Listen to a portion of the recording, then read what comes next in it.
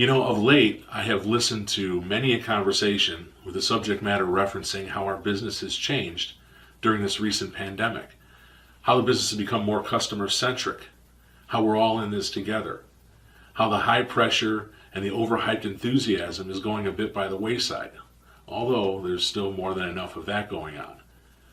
But these things have led to a professionalism that has seen an increase, quite an increase. But let's be honest, this should have always been there. Over the past 40 years, we've made a bet that these times and changes are beginning to make more comfortable. These things are going to take time.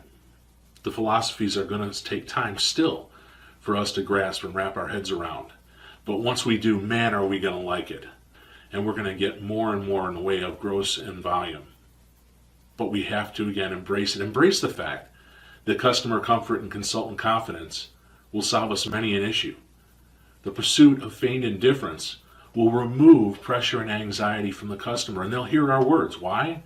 Because we have control. The utilization of market-based pricing philosophy will build more value more quickly than ever before, and the ability to counter, transition, and close from concerns will sell us more cars than we've sold before. But we don't have a choice any longer. We have to evolve. And we can. The problem has been, is that so few have believed that this could be learned, or retained, or utilized. Now it can be. Welcome to Hamilton Sales Training. Hi, Rob Hamilton here, and I'd like to thank you for joining me for something that I call trans process. And what I mean by that is that all of us seem to have a process. In fact, there are binders and manuals and a whole bunch of neat information out there for every different store. And they all seem to be very, very similar, but they all have their nuances. They're all a little bit different. And I wanted to introduce something to you that, again, is trans process, or it goes across the process, or it's beyond the process. And what I mean by that is that it matters not what process you use. It doesn't matter. You can use any process. You can start your deal at any number. You can start the road to the sale at any step you choose to. And this will simply help enhance the process. This is not an alteration. This is not a deviation. In fact, it's not a process in itself. Trans process, it's a philosophy, it's strategies and tactics that help you get to the next step on the road to the sale more efficiently and more effectively than you've ever done before. But let's talk about the current sales process as it stands. Most everyone utilizes something very similar. Most everyone begins with a basic meet and greet, a welcome. Then they go into an interview or a needs assessment process. And then they'll go into a selective presentation or presentation demonstration. They'll do a trial close. If there's a trade, they'll do a trade appraisal. Prior to working numbers, then they'll do what? Negotiation or presentation of numbers. Then they'll close the deal. They'll turn it over to finance. They'll do a service walk at some point. Again, all processes are different. A lot of folks prefer to do it early in the process. Same with the trade appraisal. Sometimes that's the first thing that people want to do. But eventually you get to the service walk and you do a turn over to finance, and then you do your follow-up. But you can have an 8-step process or a 20-step process. It's all basically the same. It just depends on how deep you want to dig and how detailed you want to become. So that is what our processes currently are. Now when I talk about trans process, I'm going to talk to you about concepts. The concepts are a little bit different. They're within the process as well. So let's talk about the first item, customer comfort. Customer comfort is something that is a pursuit. In fact, the first ideas, the first concepts is a pursuit of customer comfort and consultant confidence. They both go together. So why not? Let's just group them together. Customer comfort, consultant confidence. Now, the neat thing about these two concepts, these two ideas, is they are directly proportional. Now, I'm not a math expert, but what I do mean by that is that as one increases, so does the other one. As one decreases, it brings the other one with it. And think about how this works. Think about if you have a customer that comes in, even if it's one of the 5%ers, it's extremely difficult to deal with. and they come in and they just don't look comfortable. They don't want to be there, or they're apprehensive and anxious. A lot of our customers are that way just because of what they're about to go through, at least what the cliche is and what has been developed over the past 40 years. But let's just say that they have these feelings. Now, naturally, particularly an inexperienced sales consultant is going to feel what? Less confident, because they don't believe, hey, this person's not here to buy a car. I don't know how I'm going to turn them around. I don't know how we're going to get this all done. So their confidence level drops. Guess what? As their confidence level drops, customer sees that, and their comfort level drops off even more. You have a situation where it's almost impossible to sell a car. However, if you have a consultant who is supremely confident, supremely prepared, and preparation solves a lot, by the way. Just want to throw that in there. But the fact of the matter is that they're extremely prepared, and nothing's going to throw them today. They have a positive attitude, they have a glow about them, and they're ready to go. Their confidence level is going to increase that customer's comfort level, and now you're going to have a situation where you might be able to get something done. You might be able to accomplish something here. And that's what we're going for. So keep in mind that they are directly proportional. It's very important. And you can't let, on the other side of the coin, you can't let the customer and their lack of comfort get you down. Don't let them take you down. It's your job to bring them back up again. Let's say they've never been able to buy here before. We're going to get into this. But I've never been able to buy here before. You just won't deal. That's not a favorite thing of mine. I hate to hear that. But that's the impression that some of these customers have. We don't come to work every day, right, to sell a car. We don't want to sell a car. That's the most absurd thing I've ever heard of in my life. Of course we want to sell a car. But we haven't been able to, come to terms with this customer in the past. So our comfort level drops when they say that. I've never been able to work with you guys. We don't want to say anything snide like, well, what are you doing here then? We don't want to do any of that. We want our confidence to bring that customer's comfort level up. And we can say something to the effect of, well, guess what, Mr. Smith? We have altered our pricing philosophy in order to dominate the market. And we did that just for you. We don't want to miss you again. You're very important to us. And we're going to learn about all these different things: positive value statements, warm fuzzies, counters, a whole bunch of different things. And we're going to learn about that is trans process. It belongs in all of our processes. And that's what we're going to bring to the table today. So anyway, customer comfort, consultant confidence. That's the first part of what we're going to discuss. Now again, anything can bring down a customer's comfort level. Now if we're in negotiations, if we're at the desk and we're writing something up and we have somebody walking by telling a dirty joke, we have somebody walking by using foul language, if we have horseplay going on in the showroom, that can distract or bring down a customer's comfort level to the point where, hey, it costs us a sale and we don't really know it. The fatigue factor can cost us a sale, and we really might not know that either. So we'll talk about the fatigue factor, but that's just basically they're tired of shopping. And they don't get tired of shopping at our store. They get tired of shopping at the next store. And that's where they end up buying, whether they like the car as much or not, whether they like the salesperson as much or not. So we have to realize that everything that we do at our store is designed to help sell the car now. And I wanted to make that very clear before I get into the next concept. Because the next concept is something that flies directly in the face of most sales training. And that is the practice of feigned indifference. And when I talk about practice, it's almost like meditation.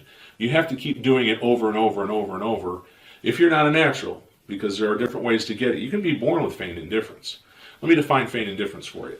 It is to pretend, keep in mind, that's very important, pretend to have no bias or preference as to whether the customer buys a car today or not. Again, to pretend, that's the key. To have no bias or preference as to whether the customer buys a car today or not.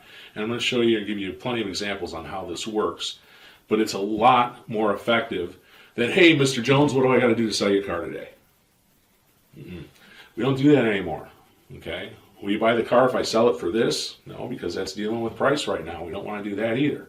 So the things that we want to do are within these concepts, which are within the process, if we allow them to be. So the practice of feigned indifference, going back to practice, again, it's like meditation. I couldn't get to breath number 8 for the longest period of time. I had so many things popping in and out of my head, and I don't want to go into what they were, but Yeah, they were interesting. But at any rate, now I'm very happy to say I can get to 30. I can get to 30 breaths before I get super distracted. So I'm getting better. But the practice of feigned indifference, practice feigned indifference. And how do we do that? Well, let's say, for instance, we have maybe one of those 5%ers again that comes in very demanding, or maybe not necessarily a 5%er, but just a dominant personality, who comes to the store and says, I need your best price on this vehicle, I need my trade appraised, and if the numbers are good enough, I'll buy a car right now. Well, that's what everybody expects us to want to hear, to jump through the hoops, to go through the different ideas that we do. So here's what you do instead. You say, Mr. Johnson or Mr. Jones or whoever it might be, welcome. Please buy the vehicle whenever it represents a value to you, not before. That is a form of feigned indifference. And what that does, again, it pretends that I don't have any preference whether he buys a car today or not. Of course I want him to buy the car today, and I'm going to go through our process, your process, within these concepts. And we're going to try to get him into a vehicle today, but we're going to make sure that we have the control. And the practice of feigned indifference does that. Now let's say again, it's a dominant personality, and I'm going to try something interesting with you. I'm going to use the same word track. Okay? Please buy the vehicle when it represents a value to you, not before. Let's say you have somebody that's on a diametrically opposed personality, like an amiable, for instance, a little old lady, perhaps, who comes in and says, I'm just looking today, I'm not buying anything today, I just want to get some information. Now how do we handle that? What do I got to do to sell you a car today, Mrs. Johnson? No, not at all. Well, if I give you a really, really, really great deal, can we do something now? Hey, let's slow down a bit. Let's get to the next part of the process. Let's go through the road to the sale. Let's at least get to a proper meet and greet. Let's get to a proper needs assessment for Mrs. Johnson here. But the thing you say to Mrs. Johnson is, please buy the vehicle when it represents a value to you, not before. Same word track, feigned indifference, works for two opposite personalities. It takes control from one and builds comfort to the other. Taking control from the one also builds comfort in that person as well. Because now they know that you're confident, you said something that's extremely confident, you've boosted his comfort level or her comfort level in you. So again, these are just wonderful concepts that we're going to talk about here. But I would like to share a short video with you before we move a little bit further. So here we go. Now I don't remember exactly when it was that I first recognized feigned indifference for what it is and how powerful it is and how important it is that we practice that on a consistent basis. But I do remember what reminded me of it and what actually made everything click, the actual instance that I knew what power it did have. And that was a long time ago, probably, I want to say 1993, and a bunch of us were standing around like we shouldn't do, smoking cigarettes and standing by the door and waiting for Saturday night to come to a close. Well, one of the consultants, the best consultant of the group, who is now a finance manager and a very successful one for many, many, many years, was standing at the front. He was smoking Marlboro 100, and this young man came up in a sporty car with his girlfriend and addressed all of us, but this gentleman was standing closest to him. But he said, I want to buy a car today. Who wants to sell a car today? Don't you want to sell a car today? And I guess, we had created that by our question, what do I got to do to sell you a car today? Even though that question shouldn't happen anywhere near the front of the process, but we're going to get into that and keep repeating that over and over. But this gentleman just basically took quite a long drag on a cigarette and said, I don't care if you buy a car today or not. And I was thinking, pretty powerful. What it did basically, and again I recognized it a bit later, was it took control of the situation back. And it did right away. Now no longer was that person doing all the talking or demanding anything. It was this gentleman who took control and minimized the situation, at least for the time being. The funny thing was he ended up selling and delivering him a car. But it all began that way by gaining the control back. Now, it always doesn't work that way. In fact, that's more of an example of real indifference and total indifference.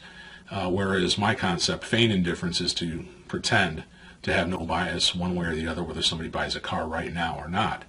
And this can work a number of different ways, and we're going to take a closer peek at it in just a little bit here in the program. But what it does basically is take the control back. Now, customers practice feigned indifference. This one didn't, but a lot of customers practice this on us all the time. They're trained not to show a large amount of interest in the vehicle, even though it may be their dream car, to tell us they're not buying right now, tell us the price is too high, and these are all done to set up a negotiation or a big discount in their mind. So we have to do the same thing. In other words, please buy when you see value in what you're purchasing and take as long as you need. These are forms of feigned indifference. I do remember when I had a gentleman come in, I believe it was an attorney from the Milwaukee area, this was years and years ago, came in, nobody waited on him, so I went up to him and greeted him. And he said, well, I need your best price on this vehicle right here, and I need to have this car appraised. And I only have 10 minutes. And I said very nicely, I said, well, thank you for choosing to spend some time with us today. Would you like to go ahead and set an appointment for when you have more time?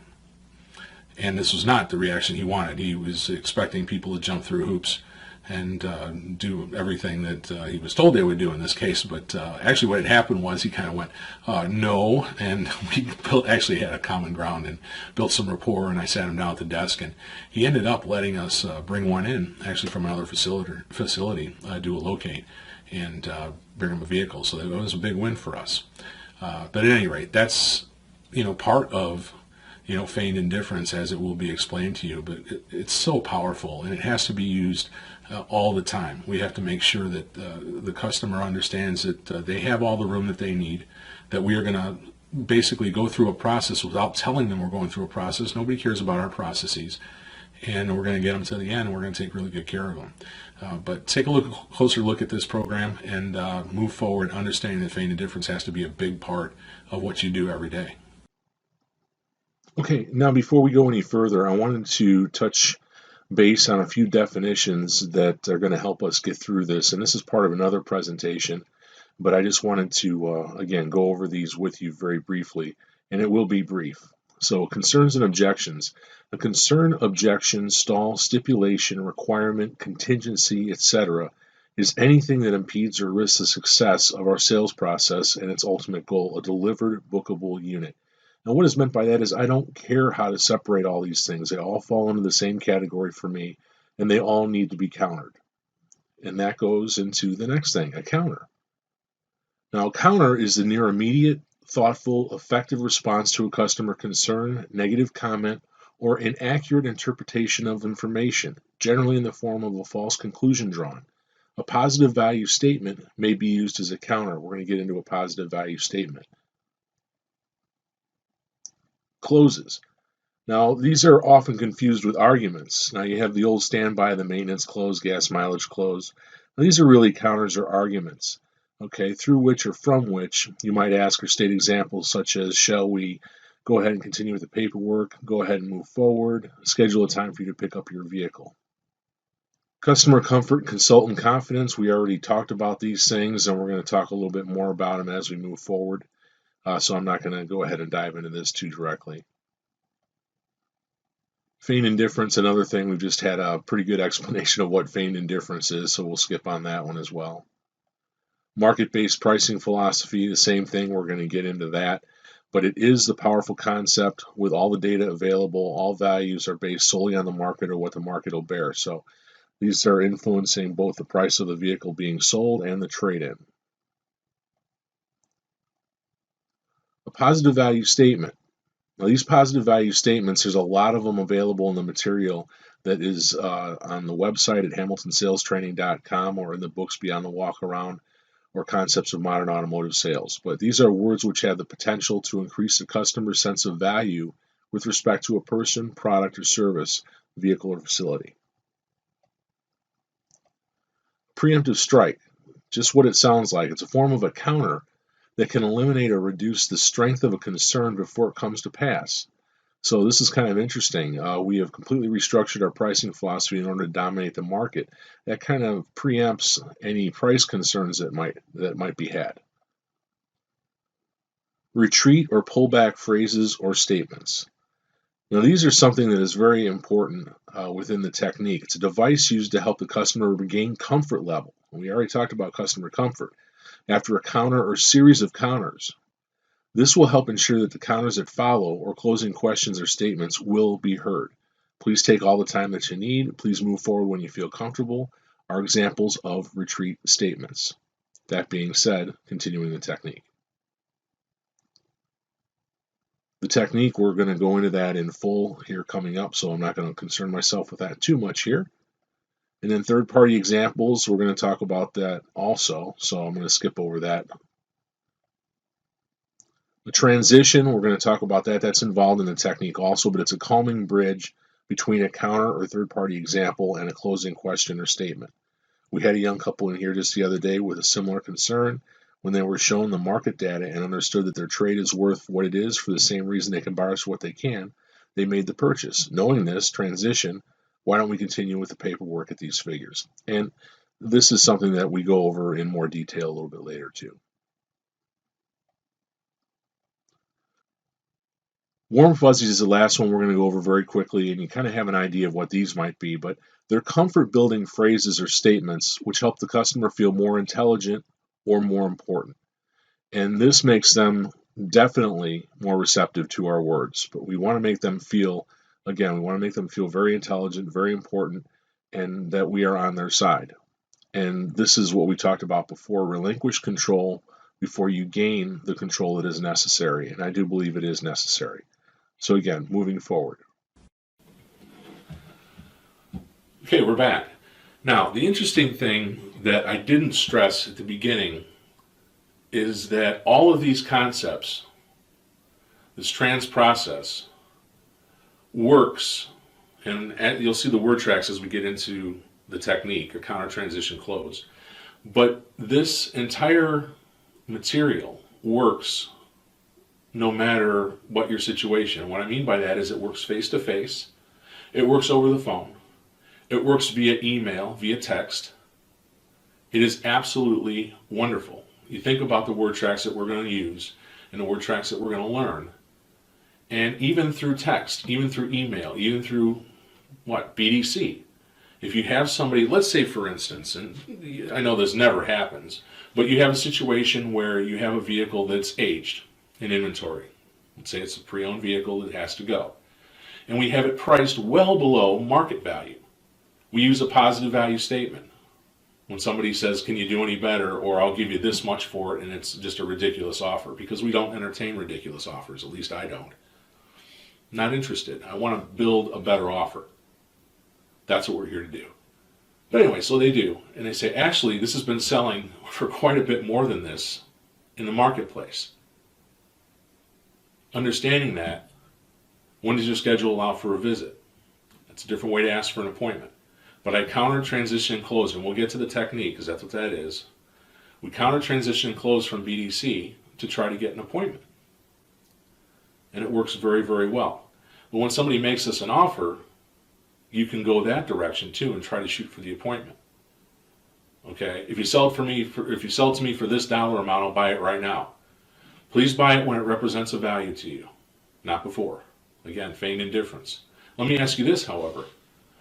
Since these vehicles have been selling for much more than this in the marketplace, what have you read or heard that led you to a different figure? And how does this not represent a value at this dollar? Again, email, text, phone, in person, it all works. So let me give you a couple of quick examples of feigned indifference, and then we're going to move forward.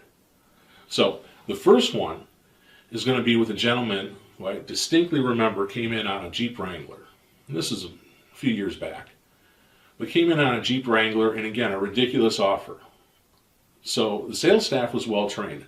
The sales staff, when they got the offer, didn't say, hey, if I can sell it to you for that, will you buy the car right now?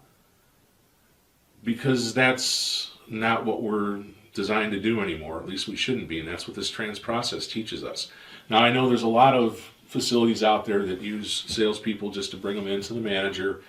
I'm not going to get into business practices, but I will tell you this. If you have a sales staff that can counter or stay in the deal just a little bit, by the time they get to that manager, by the time they bring them into you as a manager, you are set up for more success.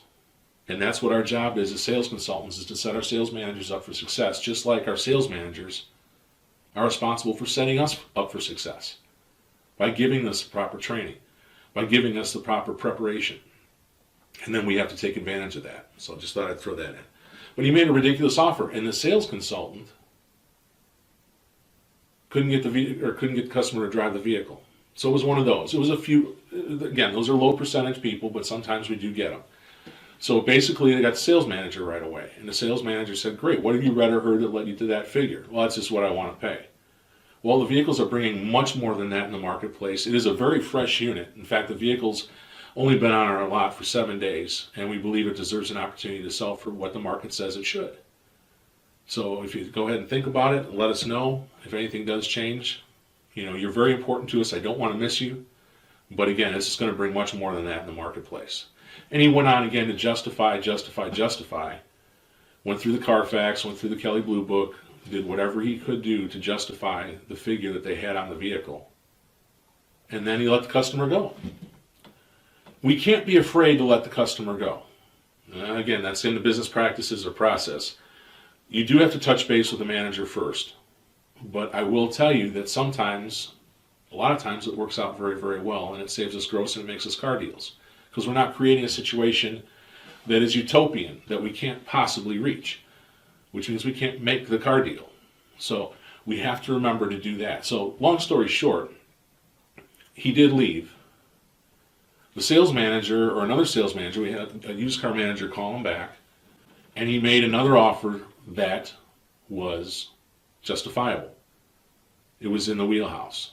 It was something that provided a solid margin, and it was something that they would take and they would do, and it made sense. But this is an example of feigned indifference. We can't be jumping around with our arms around the legs of these people, licking their boots, and hoping that they stay in our facility and just buy a car no matter what the price. We have to justify, we have to build value in our vehicles, and we have to continue to make sure that we sell from strength. And that's extremely important. Now, another thing with feigned indifference. Now, we don't want anybody to leave the facility. And I'm going to stress this again. Feigned indifference does not mean we don't care if we sell a vehicle now or they buy a vehicle now. We want them to right now, because we all know this is a very competitive business. If they leave, chances are strong that they're not coming back. We know that. But we also do know that people leave. We also do know what closing percentages are. We also do know that if we do the right things on a consistent basis, that we'll sell more cars and our closing percentage will go up. So I want to give you one more example. And it was a gentleman, and you'll find this in Concepts of Modern Automotive Sales too, a book that's out there right now on Amazon. But it was a gentleman that came in, and I do remember, this was when I was a manager years ago, that he was extremely impatient. We were extremely busy. All of our sales consultants were with other guests. And I have a word track, and I try to teach it to all the sales consultants. And it goes like this: please forgive us. All of our consultants are with other guests. Please make yourself at home. We'll have somebody with you as soon as we possibly can. You're very important to us, and we don't want to miss you. A number of different things going on in that word track. But you have to communicate with the customer. You have to let them know that they're important to us. And you have to let them know that we want the business. So at any rate, we did whatever we could. Let's put it this way. If you're the only sales manager on the floor, and fellow sales managers, you've gone through this, and everybody's with a customer, you do know that duty will call extremely shortly in the form of a TO or desking a deal. So you have to be prepared. You can't get involved and disappear from the showroom floor when you have 7 or 8 engaged salespeople. That's it's not the proper action. So at any rate, you have to maintain your availability. So in this case, we maintain the availability, said all of our consultants are with other guests. Please make yourself at home. We'll have somebody with you as soon as possible. You're important to us. We don't want to miss you. Now, 2 minutes later, the gentleman stops by, walks by, looks at his watch, says, if you don't get somebody with me, I'm going someplace else. And he could see everything that was going on. But we do get these types of people in. Now, I just utilized some feigned indifference. It was risky, but it was confident. In fact, basically it's like, sir, I want to get somebody with you as soon as I possibly can. You can see, that they're engaged right now. However, here's the neat thing. We are not captive, and you are not captive, and you can leave at any time. If this isn't a good time for you, if you'd like to schedule a time to come back, that's wonderful also. But there's not much I can do right now. And basically I told him he can go. He can leave anytime he wants. He did stay, he did buy a vehicle. But again, it's about not kowtowing, and it's about selling from strength in a strong position. And that's what feigned indifference does for us. So that's, again, a vital piece to this trans process, or this is material that's trans process that we talk about. So moving forward. Okay, the next concept that I want to talk about is that of market-based pricing philosophy. Now, I have mentioned this before, but everything is based on market, if we choose to make it so. And I do, because I want everybody to know that people pay all kinds of different dollars. People will pay full list. People will pay certain dollar amounts for anything in the marketplace. And ever since the time of Marco Polo and the Silk Road, there's been market-based pricing. And we can utilize this as a strength. The utilization of market-based pricing. And that is one of the parts of this material that is trans process. Because it doesn't matter where you start your deal. It doesn't matter if you have one price hanging from the mirror. It doesn't matter if you start from full list. Everything is market-based because almost every price you can bet has been paid. Just take a look at TrueCar. They have a big range of pricing from great or very great to above market value. They have all of this right here before the eyes of the customer so that they can take a peek at it, but all the prices have been paid. So when somebody asks you what your best price is, and you have a lot of responses I know in these training manuals that are at your store, but again, this is trans process. Basically, it's whatever the market will bear, and we'll take a look at it. We've gone to market-based pricing to make sure we don't miss anybody. We restructured our pricing philosophy in order to dominate the market, and we have been. So please rest assured that we will take very, very good care of you, and the pricing will be below market. So these are things that you can utilize. But again, with market-based pricing, it's the same thing with pre-owned vehicles. Now let's talk about that with pre-owned vehicles. Because, well, here, if you take a look at Kelley Blue Book, and it has a gauge. Okay, it has the little gauge that we talk about for Kelley Blue Book, and it's a big range of pricing. And this is, we can utilize this with the vehicles we're selling. We can utilize it with the trade-ins. We can utilize it along with Carfax. Now, what do I mean by that? Let's say, for instance, you have a vehicle that is priced on the worksheet or it's priced on the lot. You can say, again, they've been selling for more than this in the marketplace, and you would not be wrong. They've been selling for more than this in the marketplace. Understanding that, let me show you why this is worth the money.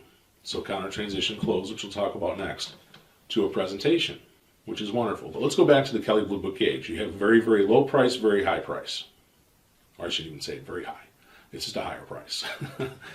But the fact of the matter is you have the range. So where do the ones fall with the low price? Well, those would be branded titles, salvage titles, multiple accidents, multiple owners, poor maintenance, just a number of different things perhaps. What about on the other side? Well, that would be a low mileage vehicle, and I know that Kelley Blue Book takes into account mileage, but low mileage, high maintenance. In other words, high maintenance, they've logged a lot of maintenance, no accidents, one owner, and a solid title. And that's where that should sell. Guess what? There is plenty of room there in most cases. There's a wider gap, and I won't get into this in this presentation, but there is a wider gap between wholesale and retail than there's been before. They're taking into account reconditioning. They're taking into account profit. They're taking into account a number of different things. And I'm not saying it hasn't been influenced, because, well, it has. But again, that's for another time and place. But the fact of the matter is we can use that. Now, what about TrueCar? Same thing. You have your lower prices and you have your higher prices. The vehicles that are priced below invoice, extremely low, what might be involved in that? Couldn't that be a vehicle that has had damage and been repaired? Couldn't that be a demonstrator? Couldn't the numbers that go into that, because the numbers come from everywhere, couldn't the numbers include vehicles that sold with, incentives that you didn't qualify for? These are a number of different things that we can go over, but we have to learn to interpret the data. And interpreting the data should now be part of the process, not part of the trans process. Interpreting data should be part of the process because people look at it all the time. So when you want to go back to your sales process, keep in mind people are going to utilize that against you if you are not prepared. So it behooves you to go out, research all the sources and the marketplace, no matter what it might be, whether it be Kelley Blue Book, NADA, Black Book, Edmunds, you name it. You research it, find out what's going on out there on these websites, because it can be a lot of misinformation that you're going to have to counter, not overcome objection, but counter the misinformation so that you can close to the next step on the road to the sale. So that's what we talk about with market-based pricing philosophy. There's a lot more to it, but again, if you express the pricing as market-based, it's going to give you a little bit more validation as well. It's not just a number we pulled out of the air. This is market-based, truly. Very good. Okay, thank you very much for the time you've already spent with me. Thanks for sticking with me. The last thing that I do want to, or one of the last things I do want to express is the technique. And I'm going to put a flow chart up on the screen here for you. And it's very old. This has been around for maybe a dozen years, maybe 14, 15. But it is an entire process by which you counter a concern and you transition to a close. Now, let's say, for instance, I'm going to give you a real basic example. Let's say, for instance, you have somebody on the lot that you meet. You try to meet and greet, but they're focused on the price. Again, this is more rare now than before because people are doing their research. They have an idea what's going on. But let's just say you have somebody that has a concern. All of a sudden, the price is too high. Now, you can drill down just a bit and say, when you say the price is too high, do you mean it's too high for the vehicle or more you'd like to spend a day? In which case, you'll have either a value issue or a budget issue, and that's available in the material as well. But let's move forward. Let's just say the price is too high. Okay. Now, what about market-based pricing philosophy? Let's go right to that and use a positive value statement, and we use it with the technique counter transition close. So actually, Mr. Johnson, this has been selling for quite a bit more than this in the marketplace. Knowing that, let me show you why it's bringing the money, or let me show you why it's such a special vehicle. The knowing that, understanding that, now that this is clear, that part is the transition. Counter, transition, close. In this case, you're closing to the presentation. So this is a great idea. So you can close to the presentation, you can close to needs assessment, you can close to a demonstration, and you can close the actual deal. So there's a number of different things that you can utilize the technique for. And that's something that we want to go into. It also includes, in the longer version, third-party examples. Third-party examples are so important because it's not you. It's somebody else that is supporting your judgment or your idea and building your value for you. So that's extremely important. Feel, felt, found is a third-party example. I know how you feel. Others have felt that way until they found out. That's a third-party example as well. So these are things that are part of the technique that we do teach, and that is trans process. The counter transition close helps set the sales manager up for success. So instead of just saying, what do you want to pay for the vehicle, because that's a devastating question, because even if you give them any inkling that it's okay, you just set yourself up for failure. You don't want to ask them what they want to pay for that car, because the car is going to bring what? Market value. So again, but we'll go over the technique more in the materials that are available to you. Now, another example of the technique can be used at the desk. And again, we can utilize the technique to get to any part on the road to the sale, any step on the road to the sale. So this is a case where we're trying to close the car deal. And I have a specific example of where somebody had done a write-up and the customer just said, that's not enough for our trade-in. Thank you very much. We want to go. Now, the thing is did they truly want to go, or were they trying to set up a negotiation or a discount or some more money for their trade-in? Who knows what they were trying to do. But the fact of the matter is that I had the salesperson come in, and we've been working on this. Again, this was many, many years ago. And we've been working on these counters.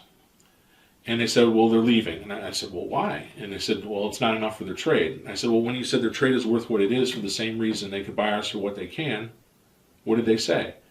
And the consultant says, well, I didn't say that. And I said, well, why not? We've been going over it for, the last couple of months. We've got to try it at least. It's not going to win every time, but it's going to get you an extra 10%. And that's what all this trans process stuff does, is get you an extra 10%, which if you take a look over the course of a year or a month, is huge. So at any rate, I asked him to do it. He said, you do it. I said, okay. And this is a long story. I've worked with him for quite a while. But I went out and said, before you go, and this is what I always say on turns or TOs, again, you can always release a customer. And I'm not going to get into the long story about that, but there were a bunch of sales managers thought I was nuts starting a TO like that.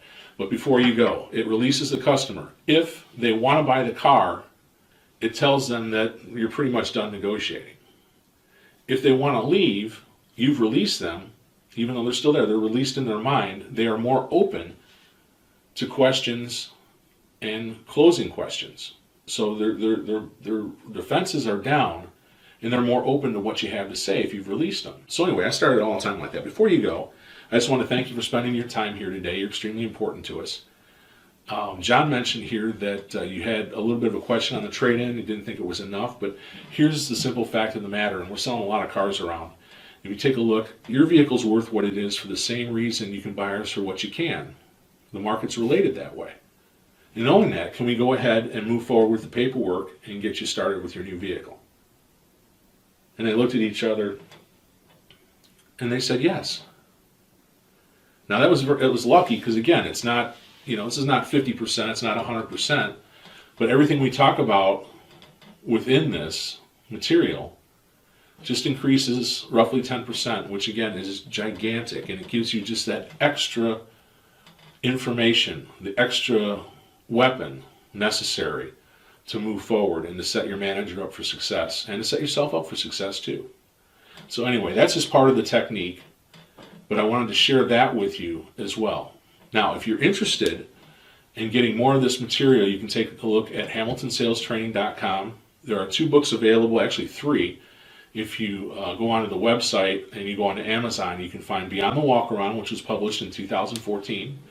You can find Beyond the Walk-Around, the Concerns Journal, which allows you to create your own responses to concerns and log them and utilize them and study them so that you become better and better and better. And practice is the best thing that we can possibly do. You have to practice all the time and make sure that you're getting better all the time.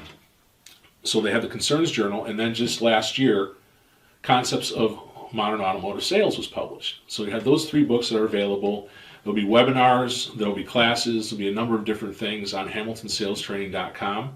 So that's something that I would invite you to take a look at. You can contact me at rob@hamiltonsalestraining.com, or you can call me directly. I believe in being engaged, and if I don't get you in person or right away, I will call you back, but my number is 815-988-1297. Again, 815-988-1297. So you have all of those different ways to get a hold of me, and I would absolutely love it. There may be some personal coaching down the road. I'm not sure. I'm mostly going to be into doing workshops in 2021. So if I'm anywhere near you, please sign up for one of these workshops. You will absolutely love it. But please understand, everybody in the business, that this is, again, trans process. This is not going to change what you do. This is not trying to change your process or how you go about your day. This is just adding to what you already know. And it's always good to study. It's always good to learn. It's always good to research. And it's always good to develop yourself. So I wish you all the best. I can't wait to meet you. And have a wonderful day. Take care.